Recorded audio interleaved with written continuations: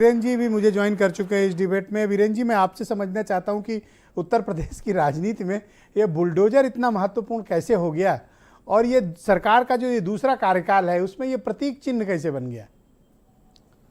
देखिए, बुलडोजर जो काम कर रहा है इसकी आवश्यकता बहुत सालों से महसूस की जा रही थी, कोई सरकार करती नहीं थी। जब भी इस देश में कोई बड़ा कार्यक्रम शुरू हुआ, बड़ा कानून बना, तो उसके तमाम सारे कुछ ऐसे पहलू रह जाते हैं जो काला पक्ष हो या जहां पर कुछ अन्याय लोगों के साथ हो जाता है।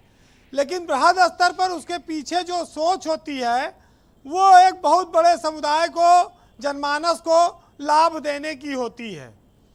बुलडोजर अगर नहीं चलता तो अवैध निर्माण कैसे रोके जाएंगे? अपराधियों का जो बोलबाला है, अगर कोई मर्डर कर देता है दिन दहाड़े और समाज में दहशत फैलती है, तो उस अपराधी के मनोबल को, उस दहशत को ख़त्म करने के लिए, तोड़ने के लिए बुलडोजर अगर चल रहा है तो वो जनता में कानून के इकबाल को बुलंद करता है। अब बात आती है कि ये बिल्डर लोगों की गाढ़ी कमाई लूट ले रहे हैं। क्यों? क्योंकि शहरीकरण आम आदमी की ऐसी ज़रूरत बनती जा रही है कि गांव से लोग पलायन करके शहर में आते हैं। अपना परिवार होता है तो उनको आवास की ज़रूरत है। ऐसी स्थिति में वो कहीं से भी लोन लेकर वो मकान एक बनाने की, फ्लैट बनाने की कोशिश करते हैं। इसका फ़ायदा बिल्डर उठाते हैं। लोगों के तमाम ऐसे प्रकरण है जिनमें उनके ऊपर लोन है, बिल्डिंग अवैध है, बिल्डिंग टूट गई, बिल्डिंग टूट रही है, लोगों ने जीवन भर की गाढ़ी कमाई खो दी और बिल्डरों ने उनके साथ धोखा किया। तो ऐसे लोगों को सज़ा कब मिलेगी? उनको सज़ा मिलनी चाहिए। मासूम बच्चियों के साथ बलात्कार करके जब पूरा देश मोमबत्ती शाम को जलाता है उसके खिलाफ, तो ऐसे में लोगों के दिल में क्या भावना होती है कि आज कार्रवाई बुलडोजर जैसी होनी चाहिए थी। अगर योगी आदित्यनाथ की सरकार बुलडोजर चला रही है तो दो चार झुग्गी झोपड़ी भले उस पर चपेट में आए हों, लेकिन अधिकतर मामले सही जा रहे हैं।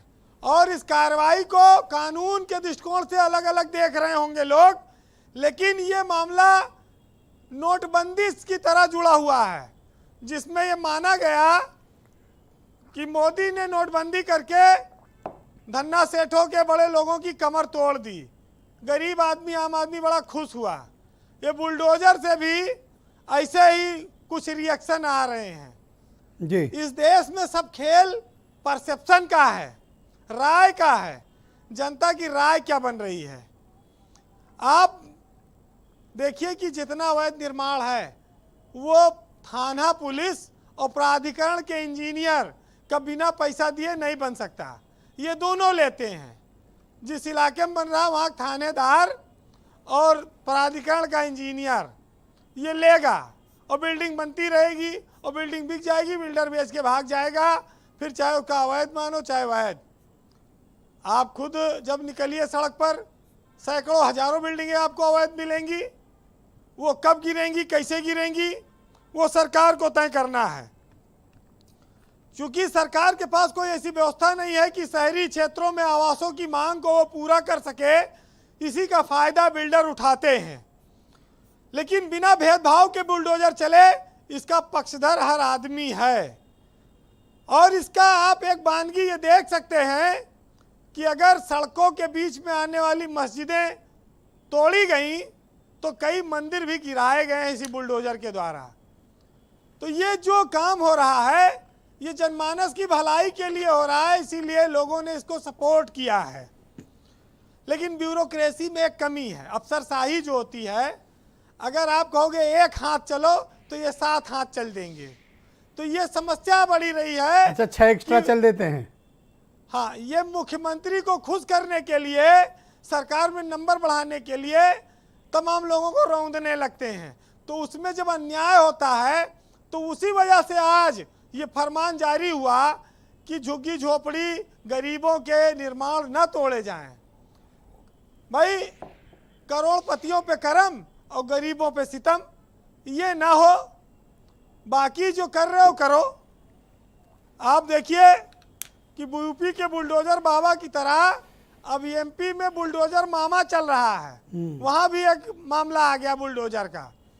सरकार ने कहा कि वो बुलडोजर तक ही नहीं, अब डायनामाइट भी आएगा। नहीं, मुझे याद है मैंने जब चुनाव के दौरान मुख्यमंत्री का इंटरव्यू किया था, मैंने उनसे कहा कि लोग आपको बाबा बुलडोजर कह रहे हैं, आपको बुरा नहीं लगता? तो उन्होंने कहा नहीं, मुझे अच्छा लगता है और मुझे ये स्वीकार है।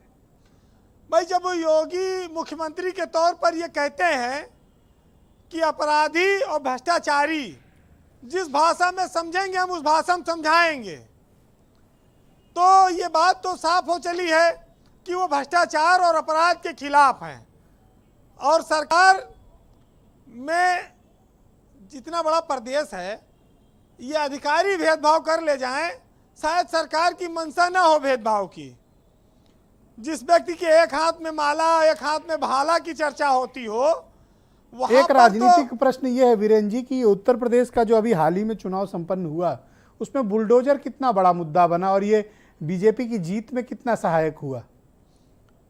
देखिए, बुलडोजर वैसे मुद्दा बना जैसे हिंदू और मुसलमान मुद्दा था। चुनाव से पहले बुलडोजर अतीक अहमद मुख्तार अंसारी पर चला और ये माना गया कि ये माफिया एक समुदाय से जुड़े हैं और इनके अत्याचार पर योगी ने बुलडोजर चला दिया। और हिंदू और मुस्लिम जो बीजेपी की एक, आज से नहीं, माना जाता है कि बीजेपी हिंदुत्व की पक्षधर है और वो उनके लिए काम करती रही है। राम मंदिर आंदोलन को वो हमेशा लेकर चलती रही। तो ये दोनों फैक्टर उसी तरह से जुड़े हैं, हिंदू मुस्लिम और अतीक अहमद और आपके मुख्तार अंसारी। देखिए, कुल मिलाकर ये है कि सरकार जिस कार्रवाई को कर रही है उसको करने में कुछ गलतियां हो सकती हैं, उनमें सुधार की गुंजाइश हो सकती है, लेकिन इस कार्रवाई को नाजायज भी नहीं ठहराया जा सकता। क्योंकि जब फोड़ा नासूर बन गया, लाखों लोग प्रदेश में मकान के नाम पे लूट ले जा रहे हैं, रेरा कुछ कर नहीं पा रही है, रेरा एक दंतविहीन संस्था है और पंजीकरण कराकर रेरा में बिल्डर लोगों की गाड़ी कमाई लूट ले रहे हैं, अवैध निर्माण हो रहा है। अगर सरकार रोक रही, गिरा रही है तो इसका स्वागत होना चाहिए। बस एक ही चीज है कि भाजपा में हो तो पवित्र और विपक्ष में हो तो बुलडोजर। बस इतना खाली थोड़ा से अंतर रस बचा है, जरा से, जी वीरेंद्र, ज्यादा नहीं है जी। लेकिन चलिए, बाबा का मामला है, इतना तो आपको नजरअंदाज करना पड़ेगा। देखिए, एक साहित्यकार ने लिखा कि चमन को सींचने में कुछ पत्तियां झड़ गई होंगी, यही इल्जाम है हम पर बेवफाई का, और चमन को रौंद डाला जिन्होंने अपने पैरों से, वही दावा कर रहे हैं इस चमन की रहनुमाई का। बहुत शुक्रिया वीरेंद्र जी, आपका बहुत बहुत धन्यवाद।